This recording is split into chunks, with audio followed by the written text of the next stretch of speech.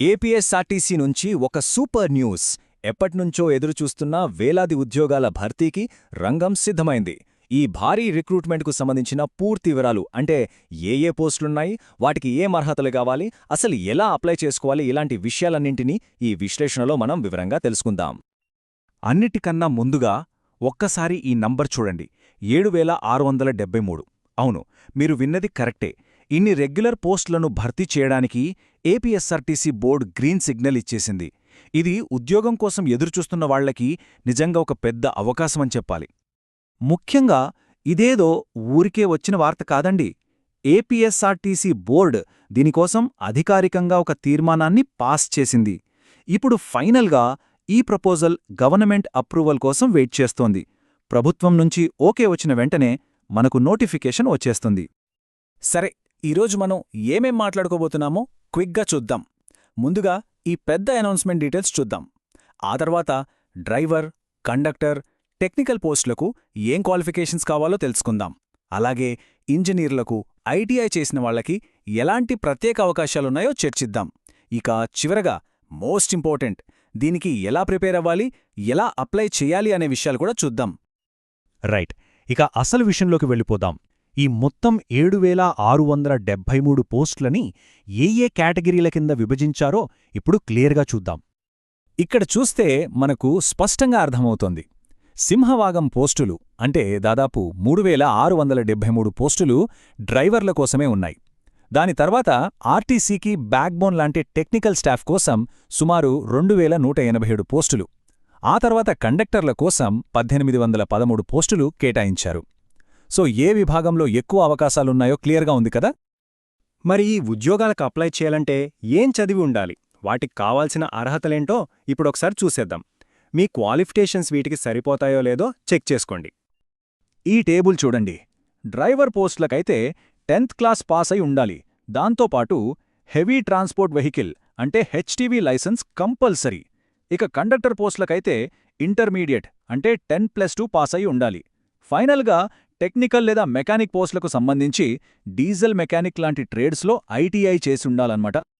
డ్రైవర్లు కండక్టర్లే కాదు, BTech, MBA, MCA లాంటి కోర్సులు చేసిన వాళ్లకు కూడా ఏపీఎస్ఆర్టీసీలో స్పెషల్ అవకాశాలున్నాయి. రెగ్యులర్ రిక్రూట్మెంట్కి కాస్త భిన్నంగా ఉండే ఆ రూట్స్ ఏంటో ఇప్పుడు చూద్దాం. ఇంజనీరింగ్ స్టూడెంట్స్కు మెయిన్గా 2 దారులు ఉన్నాయి. ఒకటొచ్చేసి project works. Final year students వాళ్ల ప్రాజెక్ట్ వర్క్ కోసం ఇది చాలా హెల్ప్ అవుతుంది, ఇండస్ట్రియల్ ఎక్స్పోజర్ కూడా వస్తుంది. ఇక రెండోది అసిస్టెంట్ ఇంజనీర్ లాంటి ఆఫీసర్ లెవెల్ పోస్టులు. కాకపోతే వీటి నోటిఫికేషన్లు చాలా అరుదుగా, సపరేట్గా వస్తుంటాయి. మరి ఇంజనీరింగ్ వాళ్లు ఏం చెయ్యాలి? ప్రాజెక్ట్ వర్క్స్ కోసమైతే ఏపీఎస్ఆర్టీసీ అఫీషియల్ వెబ్సైట్లో రిక్రూట్మెంట్స్ అనే ట్యాబ్ ఉంటుంది కదా, దాన్ని రెగ్యులర్గా చెక్ చేస్తూ ఉండాలి. ఇక ఆఫీసర్ లెవెల్ జాబ్స్ కోసమైతే ఆ ప్రత్యేక నోటిఫికేషన్ల కోసం వెబ్సైట్ను ఫాలో అవుతూ ఉండటమే బెస్ట్ ఆప్షన్. ఇప్పుడు ఐటీఐ క్వాలిఫికేషన్ ఉన్న వాళ్ల గురించి మాట్లాడుకుందాం. ఇది చాలా ఇంపార్టెంట్. వీళ్లకు అవకాశాలు ఒక సైకిల్లాగా ప్రతి ఏటా ఎలా వస్తాయో తెలుసుకుందాం. ఉదాహరణకి జస్ట్ లాస్ట్ ఇయర్ అంటే 2025 చివర్లోనే దాదాపు 291 మంది ఐటీఐ అప్రెంటిస్ల కోసం ఒక రిక్రూట్మెంట్ జరిగింది. దీన్ని బట్టే మనం అర్థం చేసుకోవచ్చు ఈ అప్రెంటిస్షిప్ నోటిఫికేషన్లు ఎంత రెగ్యులర్గా వస్తాయో. ఇక్కడ మనం గుర్తుపెట్టుకోవాల్సిన కీలక విషయమేంటంటే, ఈ స్లైడ్ చెప్తున్నట్టు ఈ చక్రాలు ఏటా పునరావృతమవుతాయి. అంటే ఒకవేళ ఐటీఐ చేసిన వాళ్ళు లాస్ట్ నోటిఫికేషన్ మిస్ అయినా సరే అస్సలు బాధపడక్కర్లేదు. ఎందుకంటే త్వరలోనే మరో అవకాశం ఖచ్చితంగా వస్తుంది. ఓకే, ఇప్పుడుదాకా పోస్టులేంటి, క్వాలిఫికేషన్లేంటో చూశాం.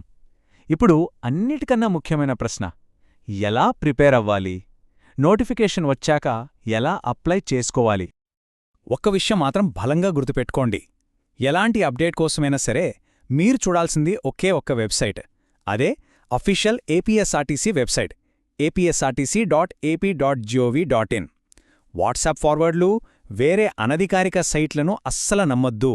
జెన్యూన్ ఇన్ఫర్మేషన్ కోసం ఎప్పుడూ అఫీషియల్ వెబ్సైట్ మాత్రమే ఫాలో అవ్వాలి. ప్రాసెస్ చాలా సింపుల్, 3 స్టెప్పులు. ఫస్ట్ అఫీషియల్ వెబ్సైట్ని రోజు ఫాలో అవుతూ ఉండాలి. సెకండ్, గవర్నమెంట్ అప్రూవల్ వచ్చే వరకు వెయిట్ చేయాలి.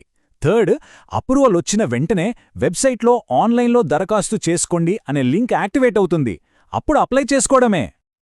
మరి ఇప్పటిదాకా మనం చూసిన ఈ అవకాశాల్లో మీ క్వాలిఫికేషన్కి, మీ కెరీర్ లక్ష్యానికి ఏది కరెక్ట్గా సెట్ అవుతుంది? డ్రైవరా, కండక్టరా, టెక్నీషియనా లేక ఇంజనీరా? మీ దారి ఏదో ఎంచుకోండి. ఈ పెద్ద అవకాశాన్ని అందుకోటానికి ఇప్పణ్నుంచే సిద్ధంగా ఉండండి. గుర్తుంచుకోండి, సరైన సమాచారం, సరైన ప్లానింగ్ ఈ రెండూ ఉంటే విజయం మీదే.